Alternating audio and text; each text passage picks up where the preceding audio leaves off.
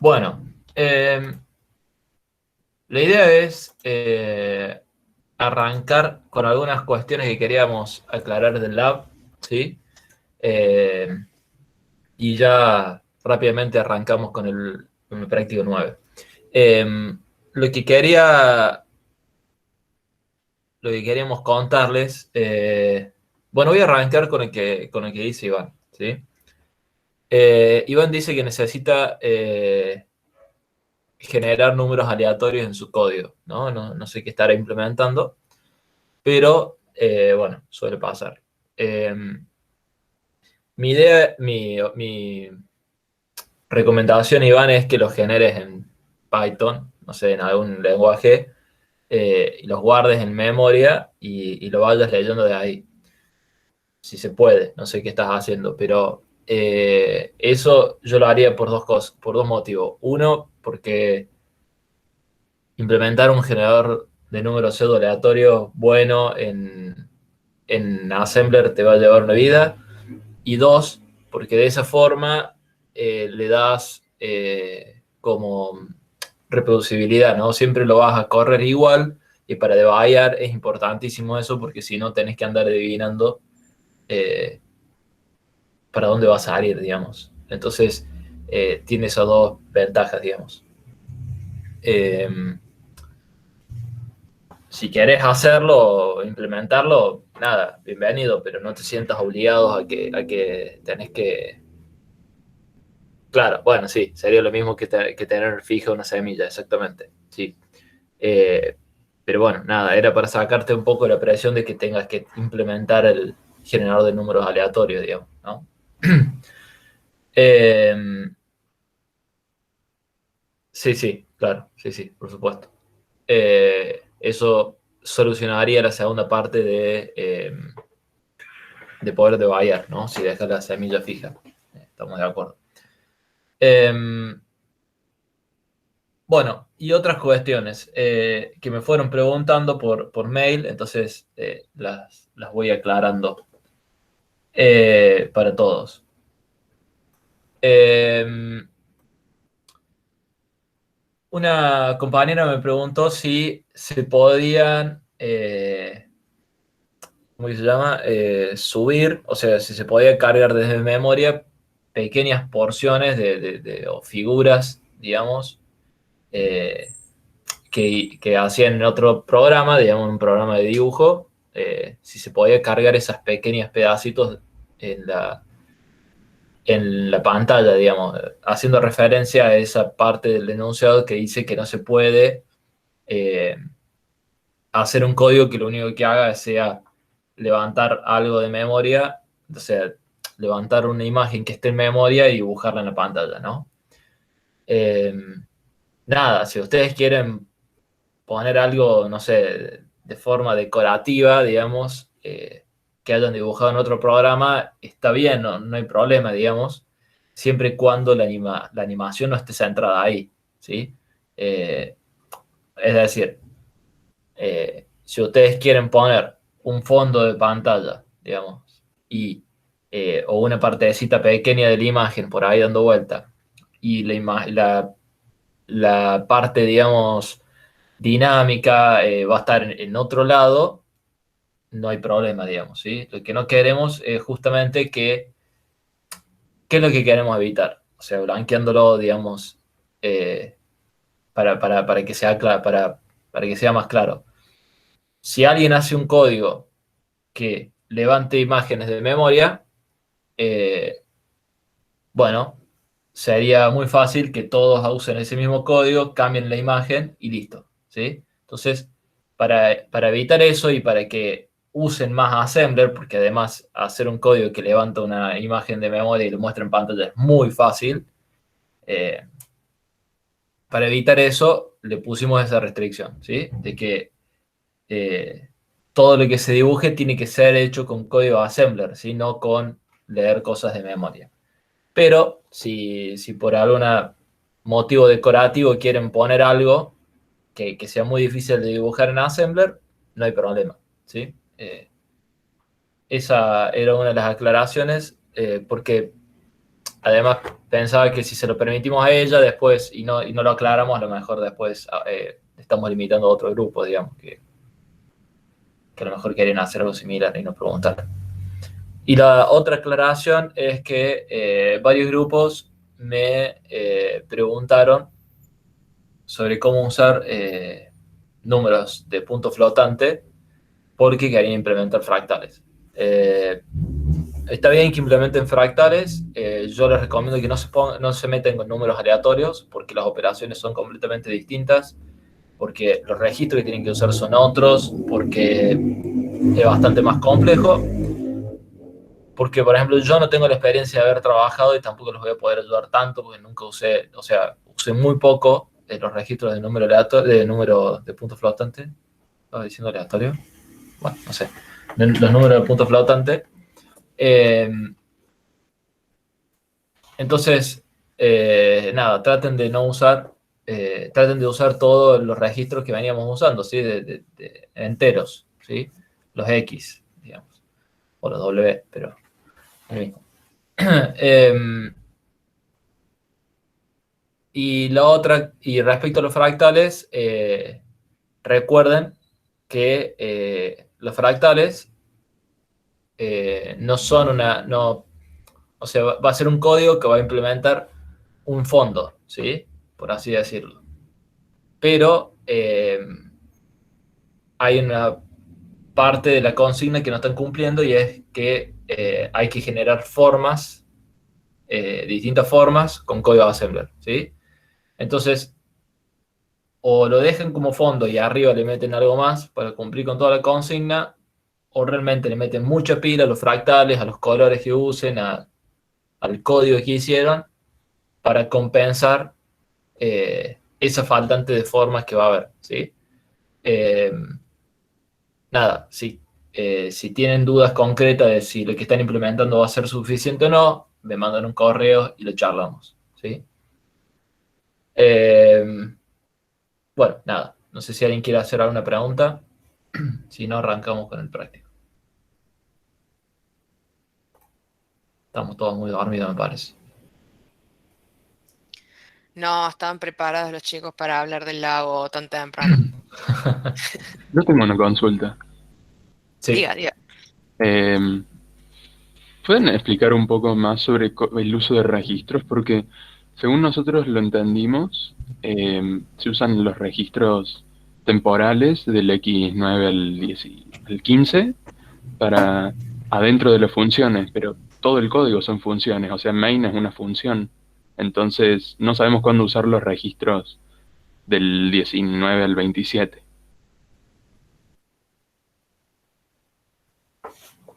¿Pues yo, Delphi? Ok. Sí, Eh, perdón. está bien, está bien. Eh, bueno, primero, eso es una guía, ¿no? Eso no quiere decir que vos realmente los tengas que usar así, ¿no? Eso es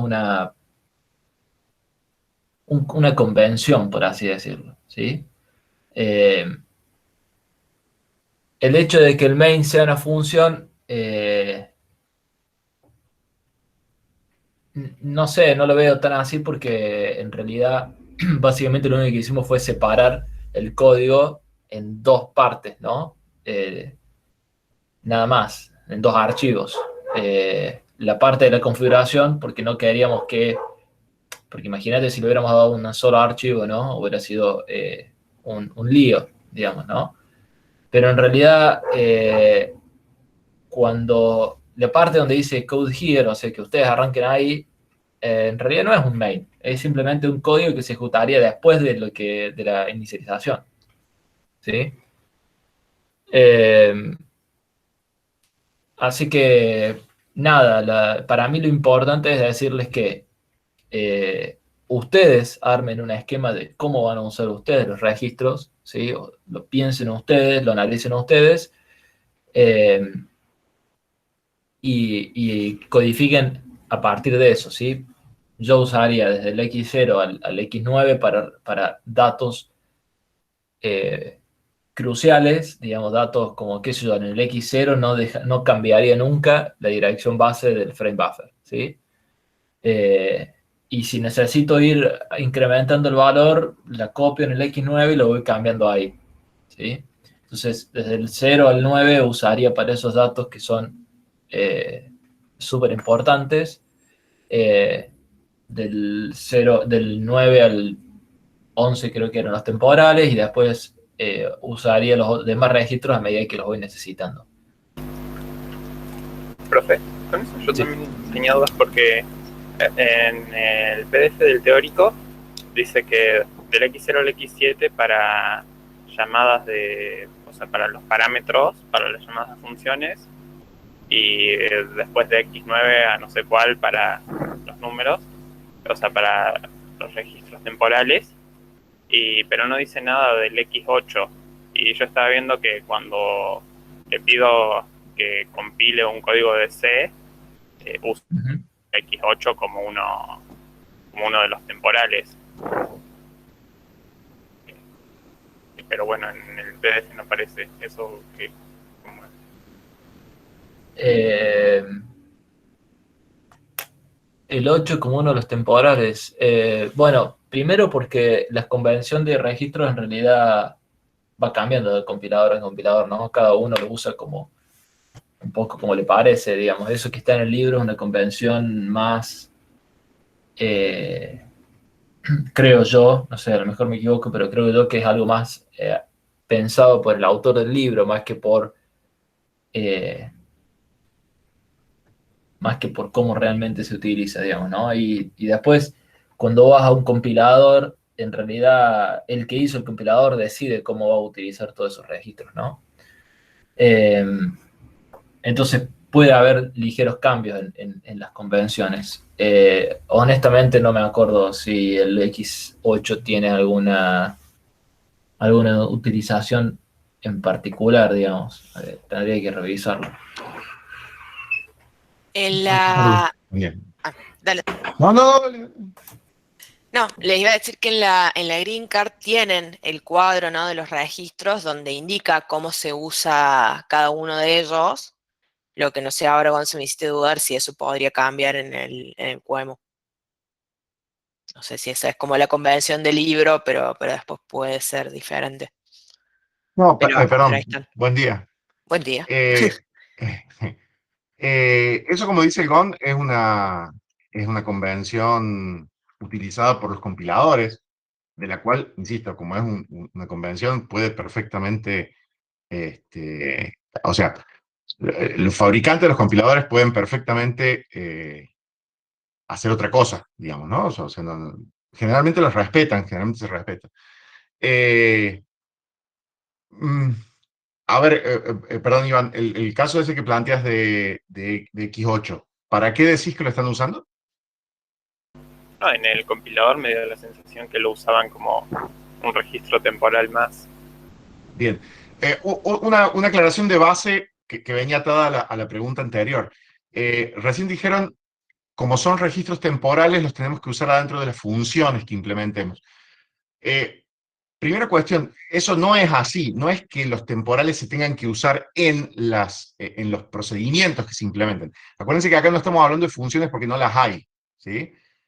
Una función es una entidad de un lenguaje de programación de más alto grado de abstracción. Acá no tenemos funciones, tenemos sí procedimientos, ¿sí? Digamos, uno puede usar los temporales en cualquier momento, ¿sí? En cualquier instancia, en cualquier parte del código, digamos, que uno necesite. ¿Qué significa valor temporal? Significa que no va, digamos, no necesita perdurar más allá de un límite inmediato, ¿sí? O sea, si yo necesito, no sé, rotar dos variables, intercambiar el valor de dos variables, se puede hacer mediante otras técnicas, pero lo más fácil es usar una variable intermedia. Bueno, esa variable intermedia es un valor temporal. Eso significa que el compilador nunca le va a asignar una variable de uso. Por ejemplo, voy a implementar un for, ¿sí? Un compilador nunca va a utilizar, o nunca debería utilizar, una variable que esté implementando yo implemento una función en C. El compilador no va a utilizar ese rango de registros para una variable local, por ejemplo, ¿sí? Porque se supone que debería tener visibilidad en todo el rango de esa función, digamos. O sea que todo el código debería utilizar ese valor y debería hacerlo perdurable mientras la función tenga foco, digamos. Eh, pero sí, insisto, operaciones inmediatas, momentos en el que yo necesito hacer una operación, necesito almacenar un valor, uno o varios valores, y eso es muy común y por eso hay un rango bastante grande. Habría que ver realmente si ese X8 que dice Iván, dice, a mí me da la sensación que lo estoy usando en forma temporal. Puede ser que sí, o puede ser que más adelante use ese mismo valor de X8, que lo haya guardado en X8 y que más adelante lo esté utilizando.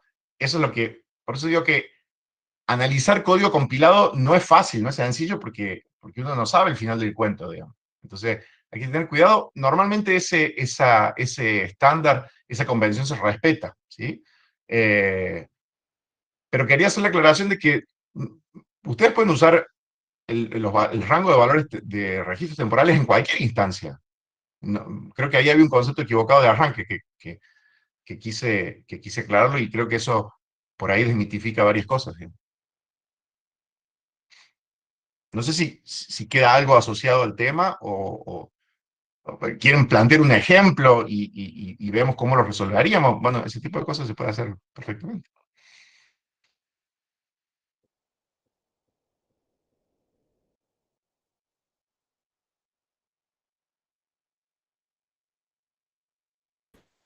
Eh, Me meto, ¿no? Perdón, estaba viendo que en la Green Sheet el X8 dice resultado indirecto, indirect result location register. O sea, registro de, no sé cómo traducir esto muy rápidamente, registro de locación indirecto, del resultado indirecto, no sé, indirecto del resultado, no sé. Eh, pero parece que el X8 sí tiene ese uso en particular, digamos, ¿no? Que es como para guardar resultados de operaciones, pareciera ser, ¿no? Que termine siendo más o menos un temporal más, digamos. Juan dice que nos exigen a nosotros la forma de cómo usar los registros. ¿Puedo usar X2 para un temporal y X10 para otro? Ya es una convención. Totalmente, digamos, en el trabajo no, en el trabajo eso no es una exigencia, Juan. Estaría bueno que se respete, nada, por una cuestión de orden, por una cuestión de legibilidad para nosotros también, por una cuestión tuya. Ya vas a ver que, digamos, no sé, a mí no me da la cabeza para mantener 32 registros en la cabeza a ver en qué se va a usar cada cosa, ¿sí? O sea que digo, ir usando una convención para ese tipo de usos está muy bueno para vos, para desarrollarlo, y está bueno a nosotros para poder leerlo e interpretarlo. Eh, Básicamente, los dos rangos más importantes que se utilizan son el rango de registros temporales y el rango de registros de argumentos a procedimientos. Esos son, y después los punteros a stack, los punteros a asignación dinámica de memoria, bueno, digo, esos tres últimos punteros que hay al último, los registros antes del XZR, también tienen ahí esos tres punteritos generalmente se utilizan para eso. Pero después el resto, digo, no nos vamos a poner, por ejemplo, el Gon recién leyó el del X8. El X8 es una cuestión muy técnica de los compiladores, digamos, ¿no? Eh, entonces, no tratemos de hacer una interpretación y si nos quedamos sin temporal y empezamos a usar X1, no pasa nada, digamos. Pero, digo, está bueno empezar de entrada respetando. Es lo mismo que yo puedo generar un código de C ilegible, sí, siempre que respete la sintaxis de C, pero nada, le pongo a las variables nombre, Pepe, Cacho, Juan. ¿Está bueno hacer eso? No, no está bueno. ¿Sí? ¿Va a andar el programa? Sí. ¿Vas a probar la materia? Sí. ¿Sí? Pero es lo mismo, digamos, ¿no? Eh, siempre, siempre, siempre colaborando a la legibilidad del código, siempre va a ser bienvenida. ¿Mm?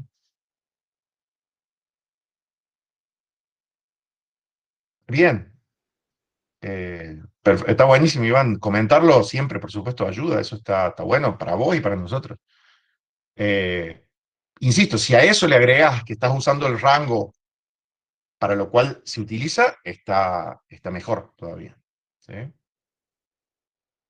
Por ejemplo, a ver, X0 siempre históricamente fue un acumulador. Un acumulador es el resultado de las operaciones inmediatas, digamos, ¿no? Si a ese valor lo tengo que almacenar por algún motivo en algún lado, van los temporales, digamos. Los argumentos creo que iban del rango, no tengo abierto la green sheet acá, pero tenían un rango específico también, digamos. ¿Sí? Eso lo vimos cuando repasamos procedimientos. Cuando un registro le ponemos W1 en lugar de X1, es porque usamos 32 bits. Exactamente. Sí, tal cual ver. Cualquier valor que, cuando ustedes van a usar, digamos, de esa forma, ustedes le especifican al compilador el tamaño de acceso a memoria que están haciendo. ¿Sí? Porque no existe el STURH, no existe el STURB, ¿sí? Sino que vos a partir del nombre del registro este le estás diciendo el tamaño. ¿Sí? Ahí está la convención, gracias. Ven, del X0 al X7 se utilizan como argumentos o resultados de procedimientos. ¿Sí? Ese tipo de cosas mínimo, del X9 al X15, valores temporales. ¿Sí? Tal cual, el X8 dice Indirect Location Register. Vaya a saber Dios qué hacen los compiladores con ese valor, digamos. Los que sí se suelen respetar a rajatabla son el X30, el 29 y el 28, ¿sí? El stack pointer, el frame pointer y el return address. El return address tiene instrucciones asociadas a ese registro. ¿Sí? El branch with link va con ese, sí o sí. Entonces, ese tipo de registros sí no se suele... Es una pésima idea usar X30 para algo, por ejemplo, para guardar el color de no sé qué cosa. Bueno, eso es malo. ¿Sí? Ahora, si uso X0 para guardar el color y lo dejo inutilizado para siempre, y bueno, no pasa nada. Está bien, digamos. Digo, hay que ser más bien práctico en esta cuestión. Digamos. Ven, ahí dice de X19, X27, save. Ese es el rango de registros que debería salvar siempre cuando entro a un procedimiento, por ejemplo. Entonces sé que ese tipo de registros en un hilo de ejecución continua, esos registros están seguros, digamos. Eh, una convención no te va a decir, vas a usar el registro este para el color tanto, digamos, porque eso es absolutamente dependiente de la aplicación que uno está haciendo. Eh, la significación se la dan, por supuesto, ustedes. En realidad no es común ni siquiera asignarle una significación a un registro, porque el registro hacen uso los compiladores, y el compilador tampoco entiende la significación de tu programa. ¿Sí? Simplemente por eso tiene esas características así muy ambiguas, digamos. ¿Eh? Eh, Insisto, nosotros estamos escribiendo un programa directamente en Assembler. ¿Está bueno respetar eso para la funcionalidad? Sí. ¿Es imprescindible? No. ¿Sí? Bien, ya hablé mucho. ¿Alguna otra cuestión?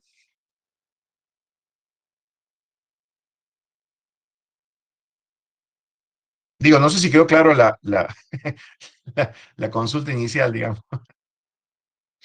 Capaz que le hicimos mal lío, digamos. Creo que lo resumiste bien en la última frase. ¿Está bueno? Sí. ¿Es necesario? No. ¿Es obligatorio? No. No. Bien. Bueno, ¿les parece entonces que arranquemos con la guía? La otra aclaración que creo que no le hicimos hasta el momento, lo que vamos a hacer es arrancar con la guía 9, ¿sí? Que es la última del práctico, formalmente el práctico, y a eso ¿te confirmó, Nico, a las 10 o las 10:30, Delphi? Supongo 10:30, Bien, yo le dije 10:30, pero... perfecto. A las 10:30 viene el profe Nico y hacemos la experiencia con el cardiac. O sea que el que le faltó cortar algún papelito o hacer algún agujerito con la trincheta en la cardiac, tiene una horita todavía. ¿Eh? Bien, vamos a presentar. Ahí.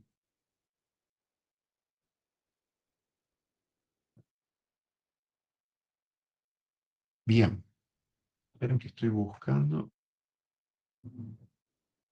Uy, me subí sin la pizarra, así que voy a estar con las manos atadas acá. Bueno.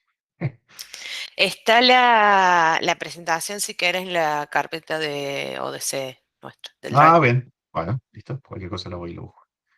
Bueno, ¿de qué se trata la última guía? Es básicamente de todas las cuestiones relacionadas a la implementación del procesador. Es decir, empezamos a analizar los recursos de hardware asociados a la máquina que resuelve todo el procesamiento que estuvimos viendo con el estudio del set de instrucciones. ¿Sí? O sea, nosotros hasta ahora, como les dijimos al principio de la materia, arrancamos viendo de qué es lo que hace el procesador y ahora lo que vamos a ver es de qué forma lo hace y con qué recursos lo hace. ¿Sí? Entonces, como les dijimos al principio, esta guía vendría como a tratar de encontrar los dos extremos entre los cuales se arrancó la materia. ¿Sí? Por un lado, ver cómo funcionan los circuitos eléctricos digitales, secuenciales y combinacionales, y por el otro extremo, cuál es la interfaz con una computadora, cuál es ese set de instrucciones que uno es capaz de combinar para generar cualquier tipo de transformación de datos. Y ahora la idea es encontrarnos en el punto medio, que es la implementación circuitaria, la implementación de recursos de ese procesador. Con el profe Pablo vieron en el teórico ya toda esta parte, o sea, ese diagrama que tienen en la pantalla les es familiar. Por favor, confírmenme. Sí, bien. ¿Qué es lo que vemos ahí? Ahí vemos un procesador de hiper sencillo, hiper simple, que implementa un conjunto más reducido de instrucciones todavía del que tenemos en el ECV8. Es decir, este hardware que estamos viendo en la pantalla ni siquiera es capaz de ejecutar la totalidad de las instrucciones que tenemos en el ECV8. Primer punto importante. ¿Sí? Ya vamos a ver un poquito más adelante y cuando avancemos un poquito más, qué instrucciones son las que es capaz de implementar. Sin embargo, este es un procesador completo. ¿Qué significa? Que con este set más pequeño de instrucciones podemos formar cualquier tipo de transformación de datos. O sea, tenemos las instrucciones básicas de los tres tipos elementales para poder generar cualquier tipo de programa. Solo que un compilador tendría que eh, tendría que hacer bastante más trabajo para generar las transformaciones complejas como las que ustedes ya se trataron de enfrentar en un labo, digamos, ¿no? Alguien quería generar números random, otro quería operar con números aleatorios. Digo, ¿se puede hacer con este procesador? Sí, se podría. Teóricamente se podría. Ahora, el trabajo, digamos, la cantidad de instrucciones para llegar a esas transformaciones es infernal, digamos, ¿no? Por eso es que, obviamente, el set de instrucciones trata de lograr un equilibrio entre estas dos cosas, ¿no? Bien, eso que nosotros vemos en negro, en el diagrama, o sea, todas las figuras que están en negro, se denomina ¿cómo? ¿Cómo se llama esa parte del micro? ¿Y cómo se llama la parte celeste?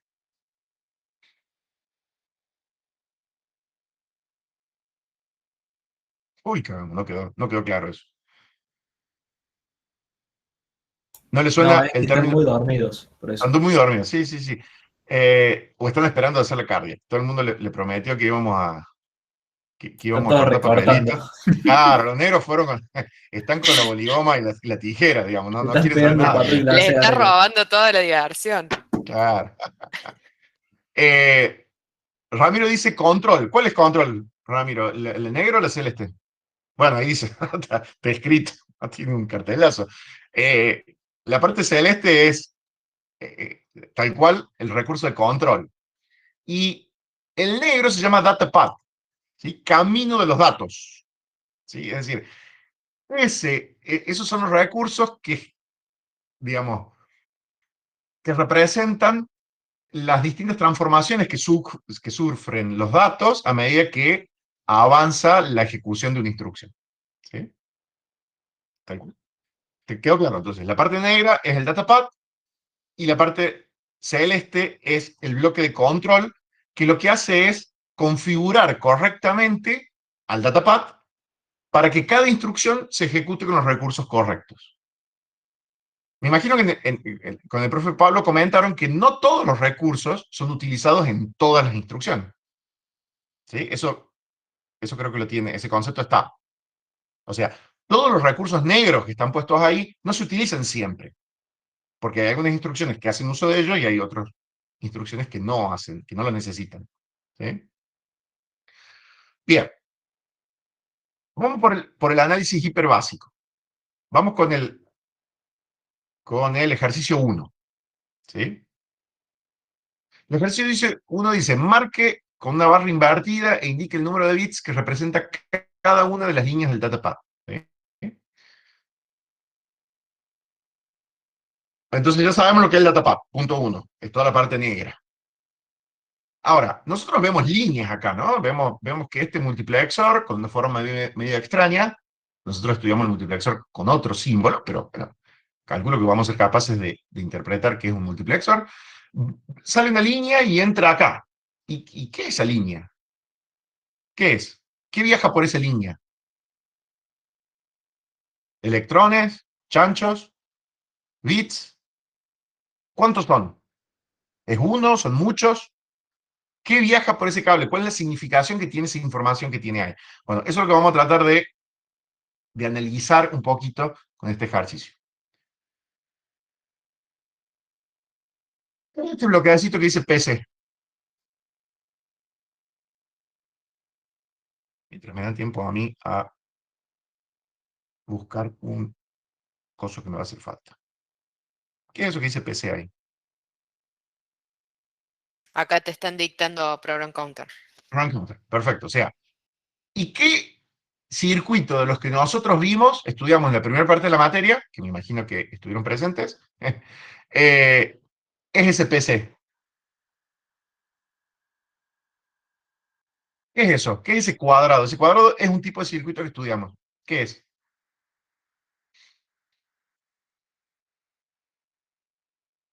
Pueden contestar huevos, ¿eh? No, no hay problema. En el parcial no. Un MUX, no. Un MUX seguro que no es. Un latch, dice Bruno. Un flip-flop, dice Santiago. Un deco. Ay, cagamos. No. Si ustedes lo vieron cuadradito ahí y empezaron a tirar. Leonardo dice una memoria. Algunos tienen razón, otros no tanto. ¿Eso qué es? Ustedes me dijeron el program counter, ok. PC es program counter. ¿Qué es lo que entra y qué es lo que sale del bloquecito PCS? Una dirección de memoria. ¿Sí? Bien. Es un flip-flop. ¿Sí? Cuando alguien dice es una memoria, no está formalmente mal. Porque memoria es cualquier dispositivo que almacena información en el tiempo. O sea, retiene información. Y es correcto. Un flip-flop es una celda básica de memoria. Es una celda que es capaz de almacenar un bit de memoria. Nosotros al conjunto de flip-flops le llamamos registro. ¿Se acuerdan cuando hacíamos los ejercicios de registro? Registro en serie, registro en paralelo, esos ejercicios que tanto les encantaban. ¿Sí? Bueno, ese arreglo de registros en paralelo, que recuerden, ese arreglo de registros en paralelo, ¿de qué estaba conformado? ¿Qué tenían adentro esos registros? Flip-flop. Flip-flop D. Un poco oscuro.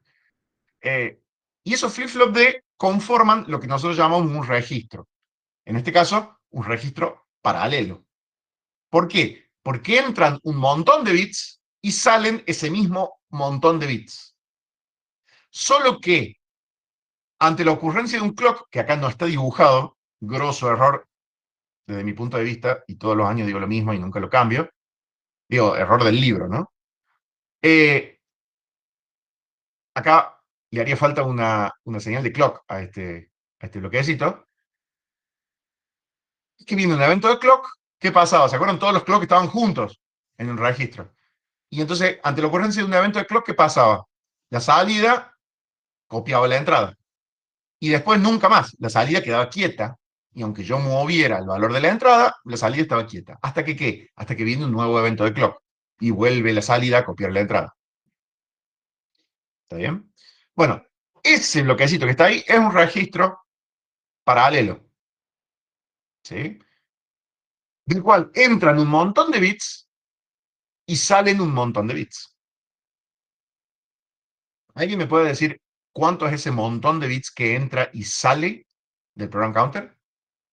32, 64 me dicen.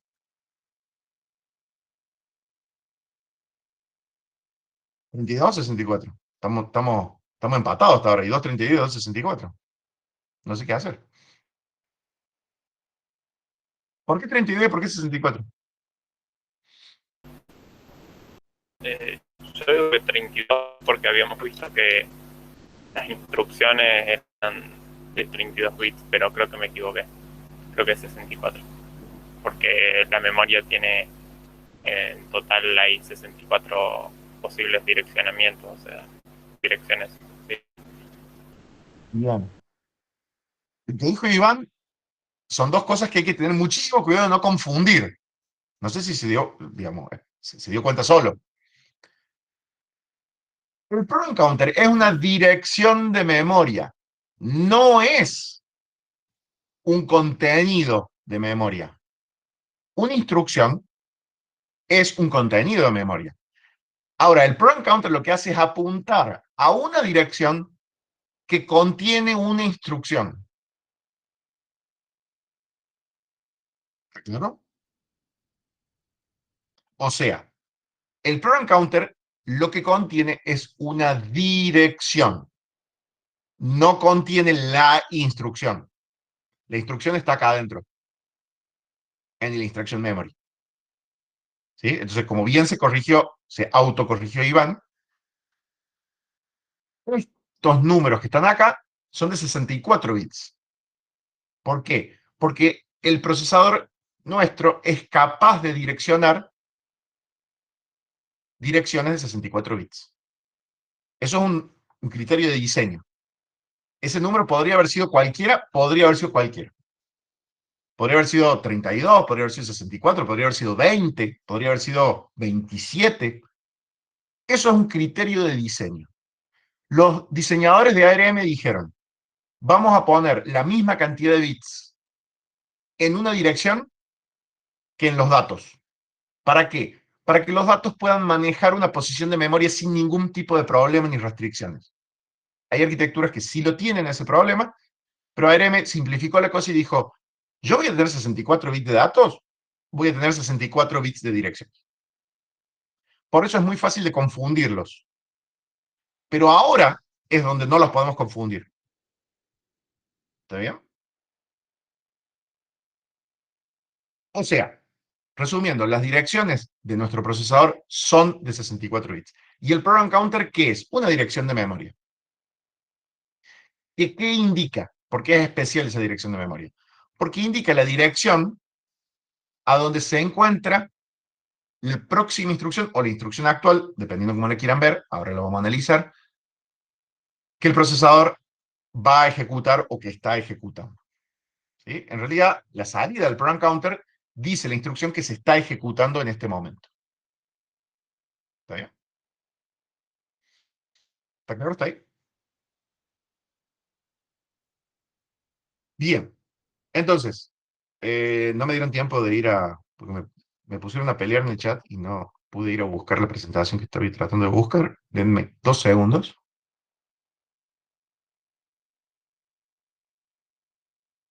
Segunditos. Acá, acá, acá.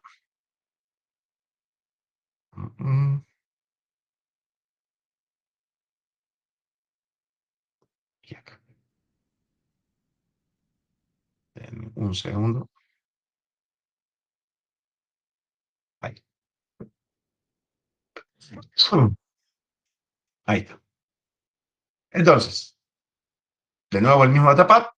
Dijimos, este bloquecito que está acá, este cuadradito, es un registro y contiene una dirección de memoria. Por ende, estas líneas que entran y salen de ella son de 64 bits. ¿Sí? Esa línea entra a este bloquecito que dice Instruction Memory. ¿Qué es ese cuadrado? Creo que ahí no queda duda, ¿no? ¿Qué tipo de circuito es ese cuadrado que está ahí? ¿Un qué? El que me dice un MUX, me desconecto de la clase. Bien, una memoria. Una memoria en términos generales es una memoria. ¿Sí? No los asustes que no te quieren contestar después. Yo tengo tono de malo, ¿no? Me parece que sí. Todo el mundo se me asusta en el énfasis que le doy a las cosas. Pero les juro que no los estoy retando, ¿no? No sé, ¿Sí? no sé. Bien, sí, no sé. Perdonen, soy malo por naturaleza, no lo puedo controlar, digamos. No, en serio, no, no lo estoy retando ni mucho menos, digamos. Claro, es natural, está en mi genes, digamos. Bien, eh, lo que sale de la memoria esta que tiene contenida las instrucciones es una instrucción. Ahora sí, lo que sale es el contenido de lo que está en memoria. ¿Sí? ¿Cuántos bits salen de esa memoria? 32, bien, acá hay mayoría absoluta. Aparte porque está escrito ahí, ¿no? Dice, sale instruction de 31 a 0. ¿Sí? Ahora sí, lo que sale de esa memoria tiene 32 bits. Voy a hacer una aclaración de entrada, intentando no confundirlos. En este datapad, con fines de simplicidad, el libro dividió la memoria en dos. O sea, puso las instrucciones, o la memoria de instrucciones de este bloque y los datos contenidos en memoria en este otro bloque. O sea, hay dos bloques de memoria. ¿Sí? Como si la memoria estuviera particionada en dos. En los sistemas reales eso no es cierto. ¿Sí? Se soluciona de otras formas, pero no, si nosotros empezamos con ese matete ahora, ese lío, lo vamos a complicar. Hago la aclaración para que les quede, porque si ustedes saben que hay un solo sistema de memoria y nosotros le estamos presentando algo que tiene dos, es como decir, este me está verseando, o me está enseñando una compu que no se usa hace 1000 años, o no sé, o el Patterson se tomó un par de vino antes de escribir esto. No, es simplemente dividir esto y van a ver que las memorias hasta tienen tamaños de acceso distintos, eh, nada más que con fines de entender el proceso de ejecución de una instrucción, nada más. Pero después, más adelante, la vamos a volver un poquito más real, sobre todo en Archi. Créanme que después la compu de a poco va tomando más forma de compu. Bien, entonces, sale una instrucción porque una instrucción sí está codificada en 32 bits, como ustedes bien dijeron. ¿Sí? Entonces, fíjense, acá se explota y vemos que ya el diagrama me está especificando que no todos los 32 bits que salen de este cable van a todos los cablecitos. Miren, acá me dice del 31 al 21, acá me dice del 9 al 5, de acá me dice del 20 al 16, de acá me dice del 4 al 0, de acá me dice del 31 al 0, o sea, acá va toda la instrucción. ¿Reconocen esos valores? ¿Qué son esos valores? ¿Les suena que hay una instrucción del 0 al 4, por ejemplo?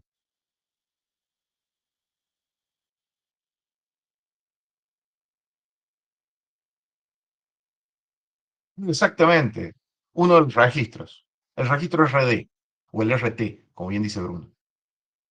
¿Sí? Tal cual. En la codificación que estudiaron en la guía pasada con Delphi, en esos campos estaba codificado el registro RD o RT. Y eran 5 bits. Ahí están los 5 bits. Del 0 al 4 son 5 bits. ¿Sí? O sea que de esos 32 bits que salen de la instrucción, se toman solo los bits del 0 al 4 y se introducen en esta señal. ¿Sí? Acá va de la 31 a la 0, o sea que va acá toda la instrucción. ¿Sí? Acá irán... ¿Qué había del 31 al 21?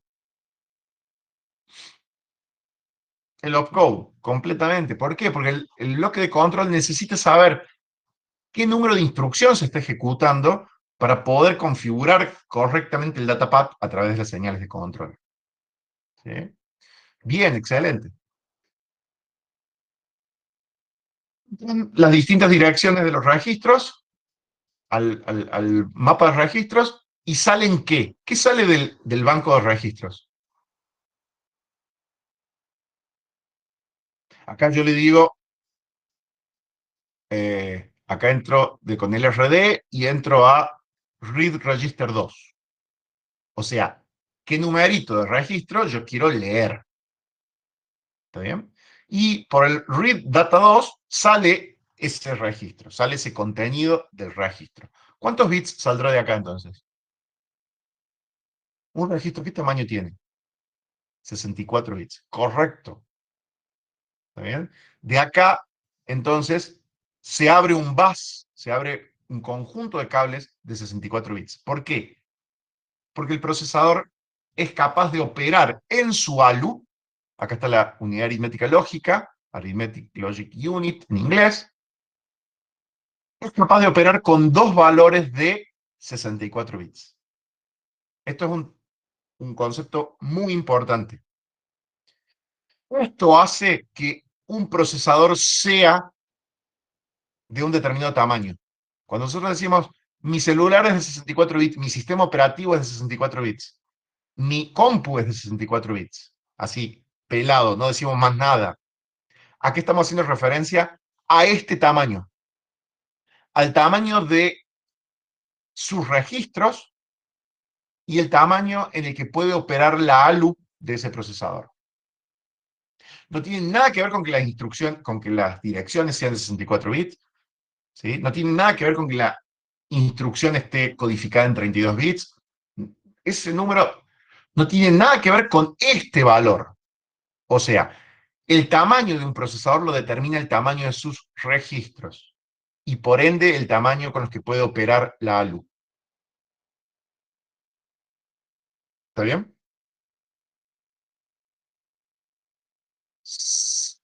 La ALU opera con dos valores de 64 bits y sale un resultado de...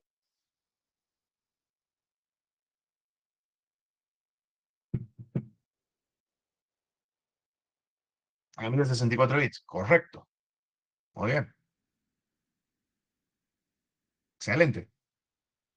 Y acá, fíjense, estos 64 bits entran a la memoria de datos, al campo de dirección, o sea que ese... pero ¿en qué quedamos? ¿No dijimos que el dato que salía de la ALU era un dato procesado? ¿Por qué entra a una entrada de dirección? ¿En qué quedamos? ¿Era dato o dirección? Es las dos cosas.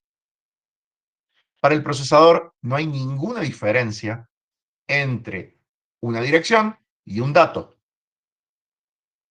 Hay veces que los registros se utilizan como direcciones y hay veces que los registros se utilizan como datos, ¿o no? No utilizamos X0 como base del arreglo no sé cuánto y lo ponemos en el assembler entre corchetes y decimos el contenido de X0 que sea la dirección en la cual voy a acceder a memoria. ¿No hacemos eso? En ese caso, el contenido del registro está siendo utilizado como una dirección de memoria. Y al mismo tiempo yo puedo hacer una suma de dos números y asignársela a X0. Y es más, esa suma, nosotros en nuestros programas, la estamos usando luego como una dirección de memoria, ¿o no? Nosotros, ¿se acuerdan? Le sumamos el desplazamiento, calculamos el desplazamiento en direcciones de memoria, lo multiplicamos por 8, le hacemos un shift de 3 y lo multiplicamos por 8. Y todo eso se va acumulando en un registro. Y luego a ese registro, cuando ya terminamos de hacer el cálculo, lo metemos como puntero en una instrucción de load y store, ¿o no? Ven que el dato que se mueve ahí, esos 64 bits, es cualquier cosa.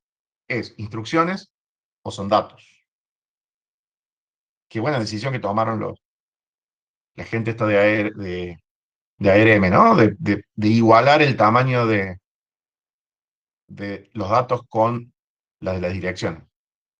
¿Sí? Nos hicieron la vida bastante más fácil a los profes y a los alumnos de las materias de organización y de arquitectura. Bien. Fíjense, cuando es utilizada como una dirección, va para acá. Pero cuando es utilizada como un dato, pasa de largo por este otro cablecito, que obviamente también tiene que tener 64 bits. ¿Sí? Y fíjense, si yo lo tomo como una dirección y hago un acceso, leo algo en memoria, de este data memory, ¿cuánto sale de acá? ¿Qué les parece? ¿Qué tamaño sale de acá?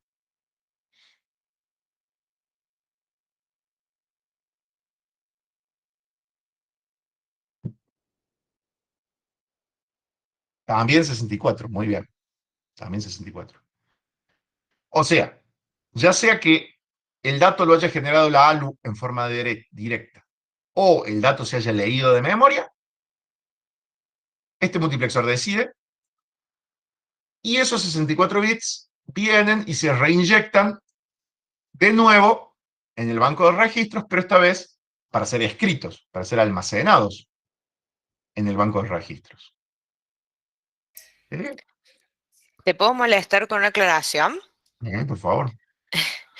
Eh, Esto de que de la memoria salgan 64 bits es porque ahí en el principio de la guía vieron que ustedes tienen cuáles son específicamente las instrucciones que están implementadas en este datapad, y acá solo tenemos la LDUR y STUR de 64 bits, ¿sí? Por eso es esa restricción. Sí, sí, no, o sea, sigue valiendo que si uno hiciera un LDUR un B, por ejemplo, saldrían 8 bits. Lo que pasa es que en esta arquitectura particular solo tenemos implementadas esas dos. Por eso es rígido ese 64 de ahí. Eso Bien, nomás. bien. Insisto, todos los comportamientos de memoria, la memoria es una cosa muy camaleónica, es una cosa que se adapta muy, eh, es una estructura muy flexible. Sí, eso es lo que quise decir, no camaleónica. Eh, eh, y entonces, tratar de explicar de entrada cómo se comporta ese bloque de memoria es complicado. ¿Sí? Entonces, la intención es esa, ¿no? Contarles cómo funciona una memoria en forma básica, con ese mismo funcionamiento, ver cómo mínimamente se acopla al procesador y después de a poco ir mostrándoles cómo es la realidad, digamos, ¿no? Como dice Delphi, en el sistema de memoria, pero ahí es confuso, ¿no? El libro está dando como un doble mensaje. Por un lado me dicen, che, la memoria está organizada de bytes. Entonces cada posición de memoria es un byte. Y por eso tengo que sumarle 4 para acceder a 32 bits y tengo que sumarle 8 para acceder a 64 bits. ¿Y dónde quedó eso? ¿Sí? Acá yo no veo eso. Porque acá están diciendo que entra una dirección y sale 64 bits. ¿Está bien? Bueno, por eso digo, por eso hacemos esas aclaraciones de esas incongruencias aparentes para, para dejarlos como más tranqui, que después se van revelando esas incoherencias. Como bien dice Delphi, este procesador solo es capaz de ejecutar LDUR y STUR, ¿sí? Accesos en 64 bits. Por lo cual, la info que entra acá, digamos, perdón, la info que sale de acá es de 64 bits solo. Lo que no nos están diciendo toda la verdad es que bits yo estoy conectando acá a address. ¿Sí? Acá yo dije van 64 y allá fueron y demás. Bueno, ya vamos a ver si le ponemos una lupa ahí en esa conexión, después van a empezar a aparecer cosas raras. Digamos, ¿no? No cosas raras, cosas que permitan la congruencia entre estas cosas que estamos mencionando nosotros, ¿no? Como verán, a la memoria la estamos destrozando, digamos, ¿no? De decirles que en la realidad hay un único banco de memoria que está direccionado de bytes, a mostrarles dos bloques que encima escupen palabras de distinto tamaño, porque unas devuelven palabras de 32 bits y la otra devuelven palabras de 64. Digo, hay cosas que no me cierran. Nada, es justamente para permitir que ese análisis del datapad sea más sencillo, aunque al principio haya cosas que no cuadren, digamos, ¿no? Bien. Entonces, como bien me dijeron, ambos resultados son de 64 bits y se reinyectan acá. ¿Para qué? ¿Para qué se reinyectan de nuevo en el banco de registros? Para permitir guardar el resultado en un registro. Cuando yo digo add x0, x1, x2, el registro de destino es x0. Por eso está de los bits 4 al 0. Y por eso el dato que quiero guardar en x0 es el que se reinyecta acá, luego de haberse transformado o de haberse leído de memoria. ¿Sí? Bien. Excelente. ¿Qué pasa con las señales celestes? ¿De qué tamaño tendrán? ¿Cuántos bits son esas señales celestes? ¿Todas tienen el mismo tamaño? Primera pregunta. No, dice Iván, no todas tienen el mismo tamaño. Buenísimo, no todas tienen el mismo tamaño. Obviemos la gruesa esta que está acá, que es la que no tiene el mismo tamaño. El resto, ¿de qué tamaño son? Bruno me dice un bit. ¿Todos están de acuerdo con Bruno?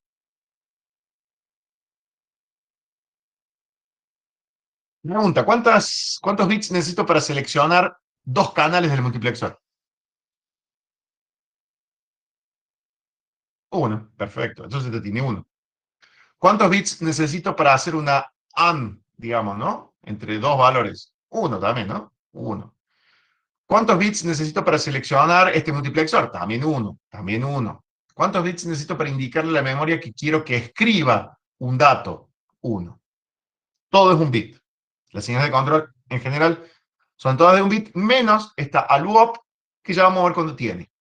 Después vamos a hacer un análisis un poquito más detallado de esas señales y vamos a ver qué es lo que hace este bloquecito y vamos a ver cuántas viajan por acá. Por eso está un poco más gruesito, porque está indicando que se necesitan más bits. Y por último, vamos con esta hilera de recursos que están acá arriba.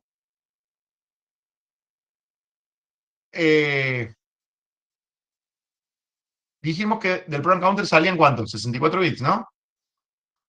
Por acá también irán 64 bits. ¿Qué hace esto?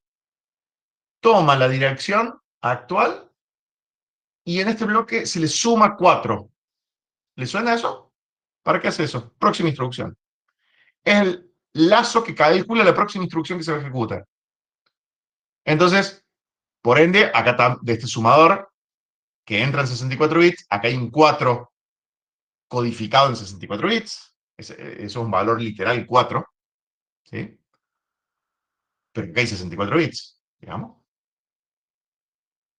Salen 64 bits, otra dirección de memoria, y este multiplexor, que tiene 64 bits por canal, reinyecta ese valor al program counter. ¿Para qué?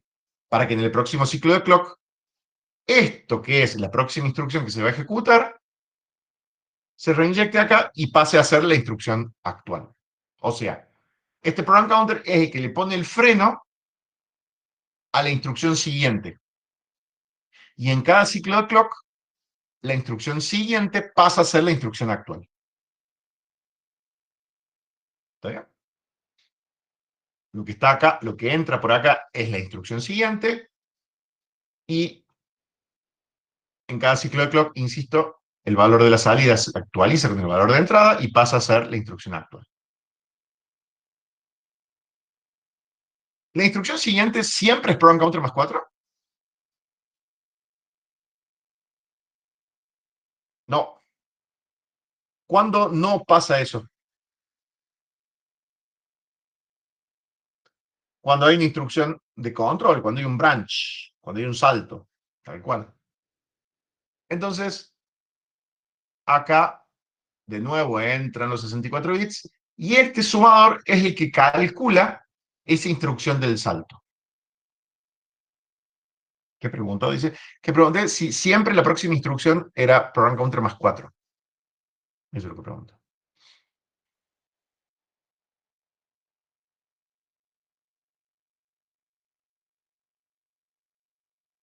Sí. Entonces, si no es siempre, ¿quién es el que elige si es program counter más 4 o es una instrucción de salto? Este multiplexor, ¿no? Este multiplexor elige entre el program counter más 4 o el resultado de esta suma. ¿Qué hace? Toma la dirección actual y le suma un valor extraño, ¿no? Le suma un valor que viene de la instrucción Luego, acá 32 bits de la instrucción, pasa por un bloque mágico de sign extended, o sea que transforma ese valor de 32 a 64 bits, y luego le hace un shift left 2, no sé para qué, le hará un shift left 2, se lo suma, y luego se lo reinyecta. Bueno, ¿se acuerdan el campo literal de las instrucciones de salto? ¿Sí? Es el literal que les decía cuántas instrucciones van a saltar. Bueno, este bloquecito lo toma, lo levanta, lo transforma en 64 bits, lo pasa por este Shift Left 2. ¿Qué hace el Shift Left 2 ese? ¿Qué efecto tiene en ese número?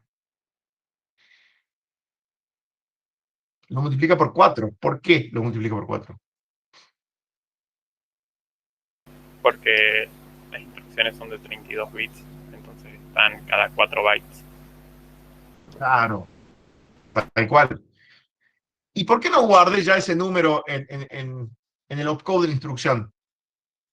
¿Por qué no guardé el de la dirección?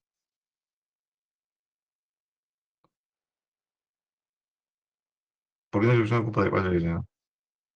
Para poder tener saltos más grandes, claro. Porque si yo hubiese guardado cuántas direcciones de memoria tenía que saltar, o sea, yo podría haber guardado directamente el número este que reinyectaba en el sumador y chau. ¿Pero para qué? Si el número que necesito generar siempre es múltiplo de 4.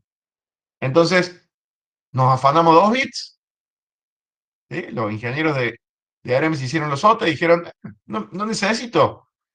Si necesito guardar un número múltiplo de 4 siempre, listo, no guardemos ese número. Lo generemos adentro del procesador. ¿Sí? Entonces, me ahorro 2 bits, puedo hacer saltos 4 veces más grandes, siempre multiplicando ese valor por 4. ¿Sí? Pero, profe, ¿eran todos los 32 bits la instrucción? No, no, era un campo, era una porción, y dependiendo de la instrucción de salto es dónde estaba esa porción. ¿De acuerdo? Lo vieron con Delphi. ¿Quién resuelve eso? Este bloquecito mágico de sign extend. ¿Sí? Este círculo, este huevo que está acá, que dice sign extend, lo que hace es tomar. ¿Por qué entran los 32 bits? ¿Por qué entra la instrucción completa? Porque las distintas instrucciones parsean el literal en distintos lados. No todos los literales están ubicados en el mismo lugar. Entonces, en realidad, este sign extend necesita tener toda la info. Necesita saber qué instrucción es, tiene que leer el opcode y decir, estoy en un branch, en un compare and branch if 0. Entonces el literal está acá. Bien, tomo esos bits de literal, los extiendo en 64 bits y ahí sí lo dejo pasar para que se multiplique por 4. Claro, no es que solo agarra 32 bits y le hace un sign extend. Pues, no quise hacer la aclaración, pero está bueno que te hayas dado cuenta y está bueno que hayas hecho la consulta. ¿Eh? Ese es el tipo de juicio que hay que lograr, digamos, ¿no? Cuando algo no le cierra, lo dispara. ¿Se entiende? Bueno, vamos a ver el final del cuento. Ahí está. El año pasado ya lo hizo. Yo estoy sin la pizarra, así que no podía ir marcando en tiempo real. Y ahí está, ¿no? Todo donde dijimos que había 64, hay 64. Incluso, fíjense, el 4 este está en 64 bits, obviamente. Dice, entonces, al sign extend también van todas las salidas de la unidad de control. No necesita, Bruno. No necesita porque el sign extend ya sabe, porque como le entran los 32 bits, se puede determinar qué instrucción es.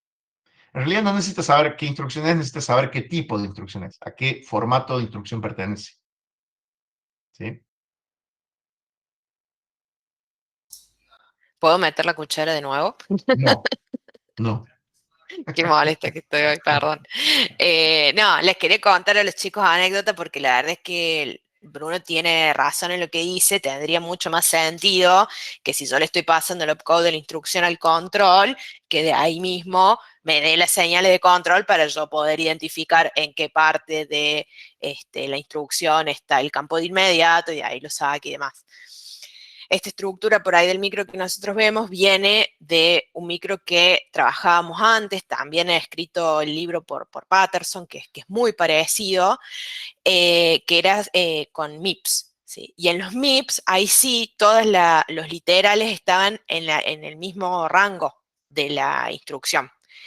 Entonces, yo creo que también ha sido una cuestión de como pasar en un salto más directo de lo que era el MIPS a este de ahora, y por eso quedó el SignStend como nosotros le llamamos el bloque mágico, porque realmente hace todo, digamos, porque toma el opcode, decide, y después recién hace la extensión de signo. Simplemente eso, un poco de historia. Tal cual. Hay un montón de cosas que van a ver que vienen heredadas de la edición anterior del procesador MIPS. Sí, tal cual. De hecho, si ven el diagrama es igual. ¿Sí? MIPS es otra arquitectura basada en arquitectura RISC. Sí, tiene más años que la ingratitud, pero fue evolucionando mucho, digamos. O sea, siempre se mantuvo muy activa porque siempre se utilizó mucho con fines pedagógicos, con fines académicos, ¿sí?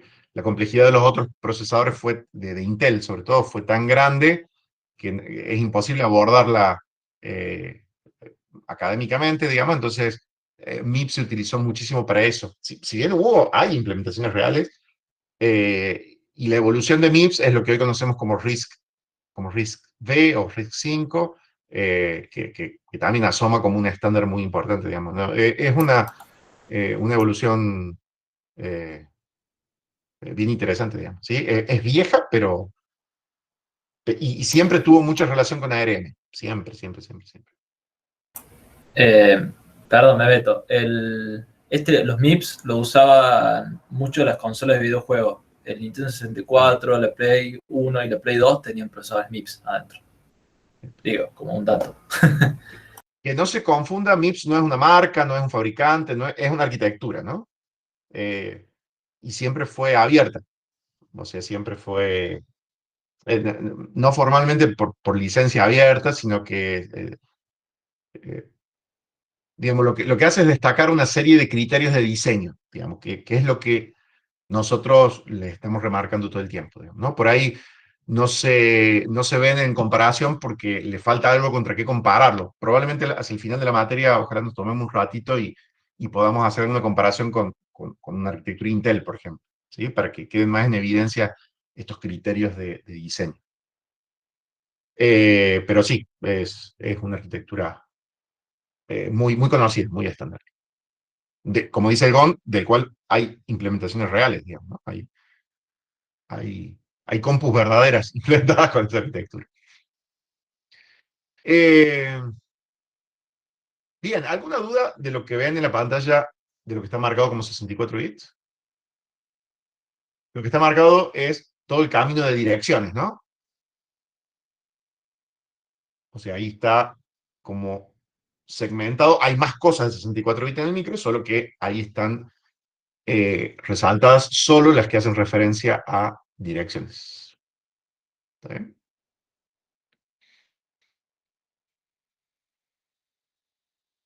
¿Qué pasa con la instrucción que sale? Está en 32 bits y después se propagan esos 32 bits, pero en esta parte particularmente, dijimos, ya está indicado los tamaños, ya están como resaltados, el análisis que hicimos hace un ratito, y eso es lo que se denomina la etapa de decode, es decir, es el momento en que el procesador hace la decodificación de la instrucción. Agarra campos bien determinados de una instrucción y bifurca y las direcciona a los recursos correctos. ¿Sí?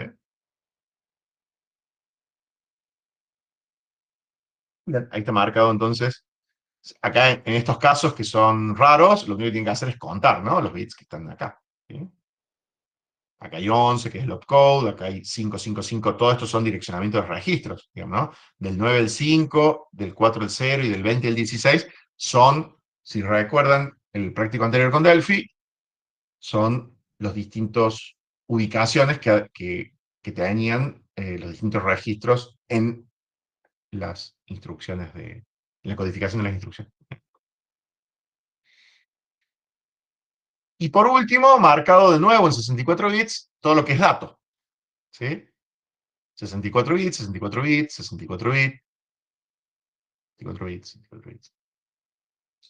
Este ejercicio lo pusimos porque nos pareció muy importante que el autor lo haya hecho de entrada. De hecho, ningún diagrama del autor está especificado los tamaños y nos pareció bastante elemental que... Y aparte ayudaba al análisis ¿no? Ayudaba al análisis de qué es una instrucción, qué es un dato. ¿Mm? Bien. ¿Estamos claros hasta ahí? Después vemos al UOP. Sí, hay un ejercicio dedicado al UOP, no te preocupes. Sí. Y tienen también info ahí en la tablita que está abajo del diagrama en la guía. No, lo que te iba a decir es, son casi 20. El Nico me dijo que viene a las 1:30. No sé si querés alargar con el 2 o querés que hagamos un recreo, vamos a preparar el mate. Tengan cuidado porque la compu más o menos puede sobrevivir si le cae mate, pero la cardiac no. Así que piénsenlo bien. No sé qué vote el pueblo. ¿Qué quieren, recreo o hacemos el ejercicio 2 que es re interesante? Ah, qué decisión difícil que les diste. Claro, sí. No sé Los por qué pusiste en un brete. no sé por qué supuse que el resultado iba a ser ese, pero bueno, vamos. Si les interesa más un mate que progresar, bueno, es decisión de ustedes, digamos. Que entender cómo funciona la computadora. Claro, eso ya es problema de ustedes, digamos. Bueno, vamos. El progreso puede esperar. Bueno, vamos, háganse un mate, conviden y lo esperamos al Nico y arrancamos con la carta.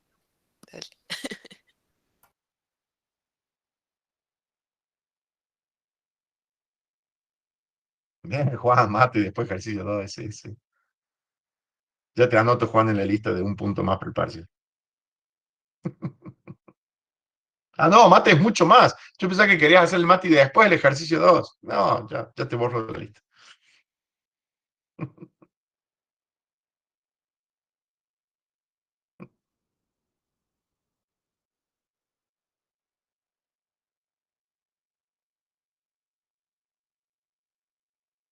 Muy buen punto.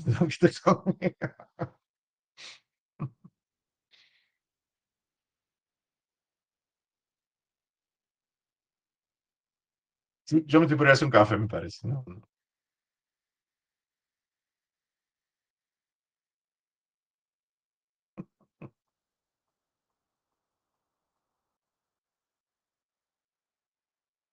Bien.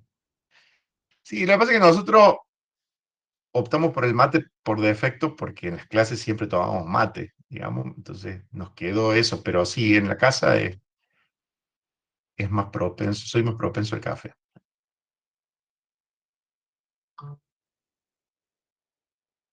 Dale, Franco, anda a comprar 10 minutos, no volvió. El cardiac te lo va a agradecer.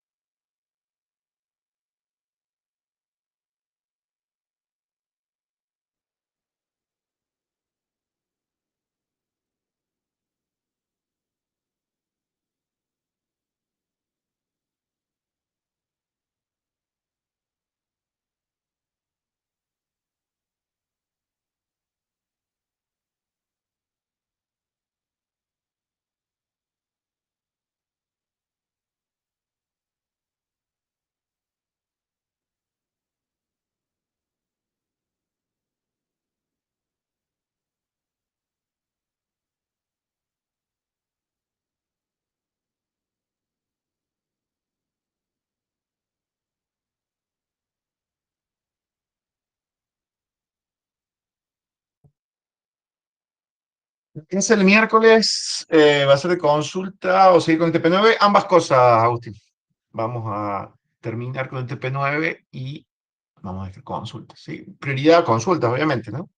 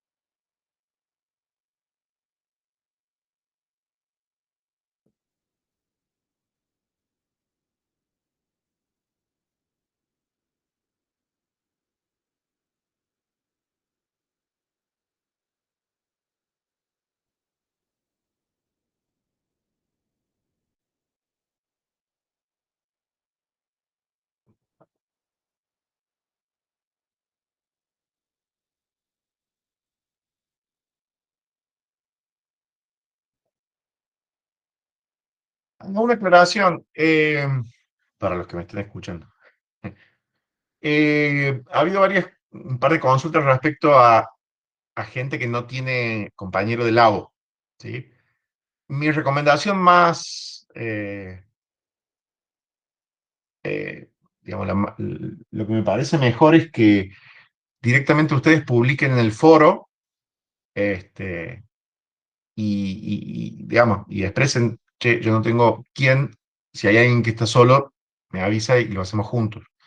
Digo, nosotros no queremos asignarles compañeros de labo por nada, por una cuestión de, digamos, para no forzar a un trabajo que en lo que no haya afinidad o cosas por el estilo, digamos. Así que nosotros digamos, si hay alguien si hay gente que no tiene compañero, por favor, solo ponga en el foro una entradita y contáctense por ahí y listo, digamos. ¿Sí? Eh, la idea es que traten de no quedarse sin compañeros, ¿sí? Si por un motivo de fuerza mayor y demás llega a pasar, nos avisan y lo contemplamos, pero digo, en definitiva, el que esté sin compañero, por favor, hágalo saber en el foro o grupo de WhatsApp, no sé, digo, en el canal de comunicación que mejor les resulte, y júntense así. ¿Mm?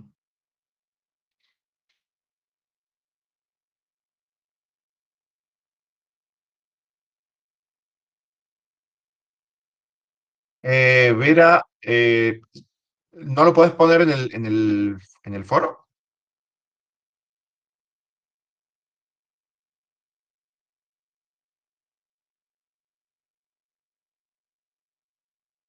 Mejor así, digo, las cosas que por ahí se contestan le pueden servir al resto, por eso es que tratamos sí, contestamos cuando, cuando se puede. Digamos, el mismo velocidad de respuesta el mismo tiempo de acceso que el mail, digamos. A nosotros nos llega un correo y, y cuando podemos nos sentamos y le contestamos.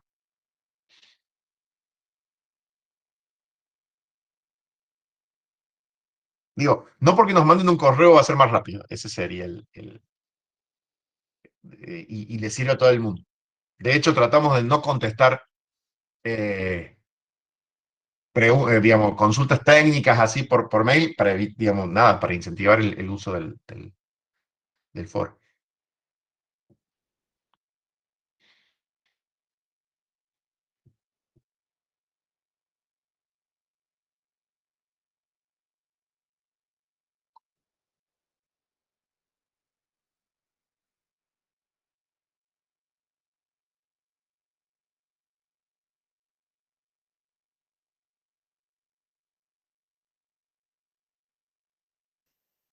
Sí, Ian, dame un segundo y te lo copio.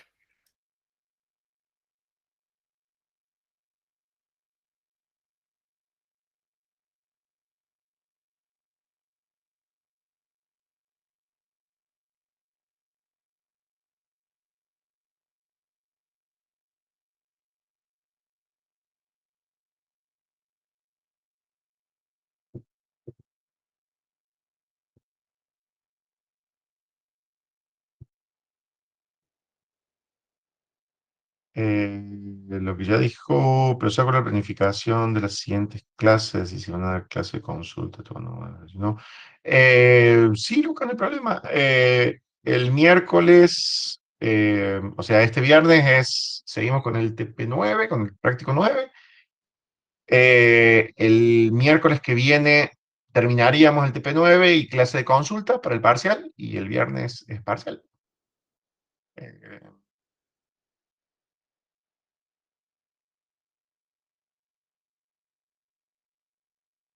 en el grupo de Telegram, cada tanto preguntan si hay gente sin grupo también. Buenísimo. Bueno, ahora que ya sabemos que tiene un grupo de Telegram, vamos a meter un topo ahí a ver Un si bot. vemos cómo. Un bot. Un bot que nos mande una copia de todo lo que ponen Claro. a nuestro grupo. Cada vez que nos nombran, nos mandan un mail.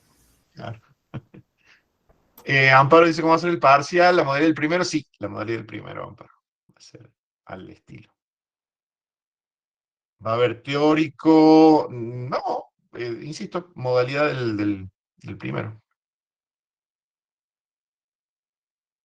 Y para el parcial entra el TP9. Sí, algún ejercicio del TP9. No, preguntaba si las clases que quedan va a haber teórico o va a ser como ahora, como estas últimas. Ah, perdón, pensé que hablábamos perdóname, pensé que hablabas del parcial. Del teórico, no te sabría decir si el profe Pablo tiene algo más que decirles. Yo calculo que una clase más, la clase del viernes, o al final no me acuerdo cómo quedó eso del FI. Sí, en principio era este viernes tienen teórico y práctico normal y el miércoles sigue nosotros tomar las horas de Pablo para terminar el práctico 9 y cosa que el horario del práctico propiamente dicho sea clase de consulta. Bien. Pero podría pasar que intercambiemos, que tomemos la clase el viernes y que el miércoles tengan teórico y práctico. Déjenos que esta tarde lo charlamos con él y les avisamos por el móvil. Pero sí, a ver, una clase más de teórico Ahí seguro, van a sí. tener. Ujú.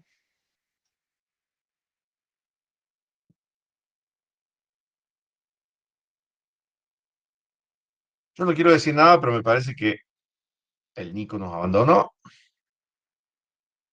Yo le escribí hace ratito y me dijo que a las 10:30 se sumaba. Así que démosle unos minutitos de changüí. Capaz que está por ahí silenciado, no, no dice nada para ver qué decimos. Entró al principio de la clase, estuvo siempre. Mostrate, Nico, mostrate. Como si fuera un espíritu. Toda esta gilada van a quedar grabada.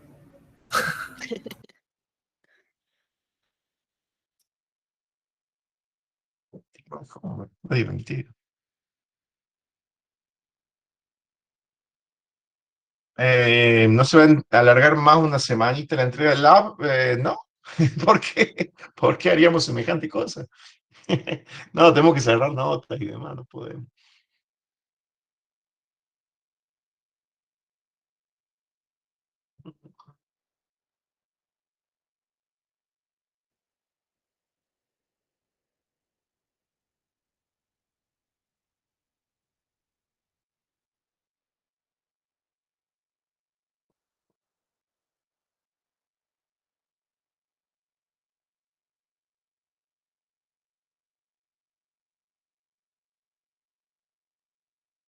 Nosotros parecemos, bueno, nomás pues somos malos en la entrega y las correcciones somos.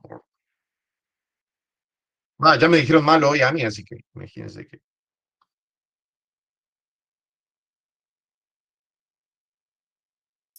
No sos malo, tenés una voz autoritaria Ah, que bien. mete un poco de miedo. Bueno, peor, la vamos empeorando. Prefería Amaro antes que autoritario, digamos. Pero bueno. No, no, peor es la voluntad. Es la intención, digamos. Así. Claro.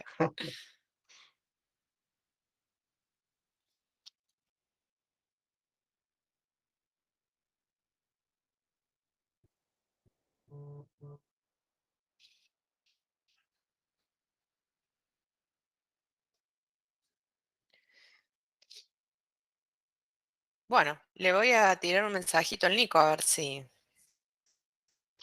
No podríamos estar haciendo el ejercicio 2, usted se lo pierde. Che, Perdón, perdón. por qué piden más tiempo? ¿Están muy demorados con el lab? ¿Cómo vienen? Alguno que cuente. Quiero saber cómo viene porque tengo la vara muy alta para los resultados de este lab. Así que, Ni con todo el tiempo del mundo les va a alcanzar. claro, No, que nada, qué lab. me parece.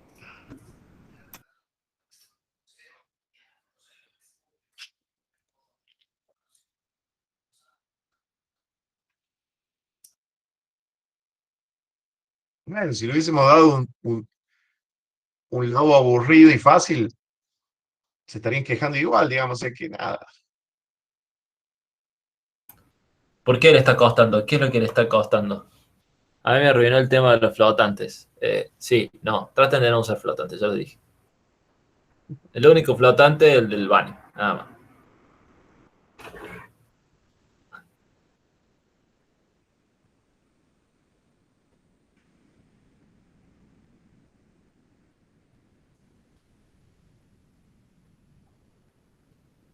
La idea No sé, estaba buena, pero la implementación está rara. Chiste por el que sabe plomería. A ver, contá, Luis, ahora me da intriga, ¿qué querés hacer? Quiero que alguien cuente. Total, ya es tarde como para que se copien ideas, así que vos decís. sí. Se supone que si quemamos carne de IMG en un SD, debería ejecutar en la Raspberry. Con algunas Casi. modificaciones que el GON Me, mencionó, sí. me olvidé de subirles, gracias por avisar. Ahora les subo el memmap adaptado para que puedan usarlo en el Raspi. Se me pasó. Pero el código en Assembler es exactamente el mismo. Lo único que cambia es una configuración que va en el memmap. Nada más. Iván dice, a mí me está pasando que la instrucción ASR rompe mi programa y no logro encontrar por qué. Yo, Iván, perdóname, ¿no? Y con mi voz autoritaria y de malo, te voy a decir bien hecho, porque no sé qué hace ASR. No está en el LegV8. No, en LegV8 no está, pero según toda la documentación, es un arithmetical shift right, que es como es como el LCR, solo que en lugar de agregar ceros, agrega lo que haya habido en el bit más significativo. Pero Y pasa la, por el, y la pero no prueba pasa por el aislada, carry, ¿cómo? pero no pasa por el carry, Iván. El que inyecta, no, el que se cae no pasa por el carry. El aritmético suele ser así, por eso te pregunto. Pasa por el carry y el carry es el que se mete del otro lado. O sea, la prueba suelta, aislada en un programa que solo usa esa instrucción y funciona como tiene que funcionar. Así que Bien. supongo que es otra cosa, pero bueno. Ah, bien. Bien. Digo, pero no, el mensaje, y ahora en serio y fuera de chiste, no se compliquen, no se compliquen utilizando instrucciones que no estén dentro de, como le dije la clase pasada, de los recursos que tenemos en el set del LegV8, ¿sí? Las adaptaciones están todo bien. Esto que está comentando Iván es una instrucción muy sencilla, digamos, en lugar de hacer un shift, es un shift aritmético, digamos, pero no se vuelvan locos con irse a la ARMV8 y tratar de complicarse por ese lado, digamos, ¿no? Al contrario, nosotros lo que pretendemos es que con instrucciones muy simples y con programas muy claros, muy sencillos, se logren cosas lindas, digamos, ¿no? Entonces, no, si ustedes la complican por el lado del del set de instrucciones, en realidad se va a perder un poquito el sentido, digamos, del labo. ¿Sí? Imagínense que si el procesador...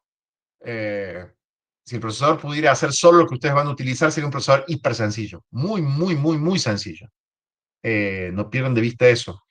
Y con ese procesador hiper sencillo, ustedes podrían hacer las cosas que van a lograr hacer en el labo. ¿No? Ese sería el sentido. Eh, nunca vas a encontrar, Luis, nunca vas a encontrar amigable el assembler. Tienes que tener un grado de quemada cerebral importante para encontrar el assembler ameno.